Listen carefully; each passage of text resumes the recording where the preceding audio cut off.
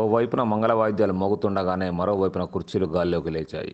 మరికొద్దిసేపట్లో మెట్టినింట్లో అడుగుపెట్టాల్సిన వధువు కలల సౌధాలను కూల్చేసింది ఓ కోరిక.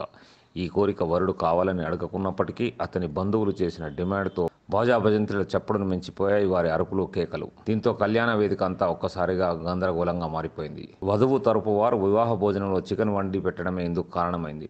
వరుణి బంధువులు మాత్రం తమకు మటన్ కావాలని పట్టుబట్టారు. దీంతో ఇరు వర్గాల మధ్య మాటా పెరిగింది. చేయి చేసుకోవడం దాటి ఏకంగా కుర్చీలను ఒకరిపై ఒకరు విసురుకున్నారు. చేతికి దొరికిన కట్టెలతో కూడా దాడులకు దిగారు. చివరికి ఈ ఘటనలో 8 మంది తీవ్ర గాయాల పాలు కాగా మరికొంతమంది స్వల్ప గాయాలతో బయటపడ్డారు. చివరకు వరుడు వధువు తరపు వారు టానా మెట్లెక్కి ఒకరిపై ఒకరు ఫిర్యాదు చేసుకున్నారు. మెట్టినింట్లో పెళ్లి తర్వాత తంతులో మునిగిపోవాల్సిన వారంతా స్టేషన్కు చేరడం స్థానికంగా చర్చనీయాంశంగా మారింది.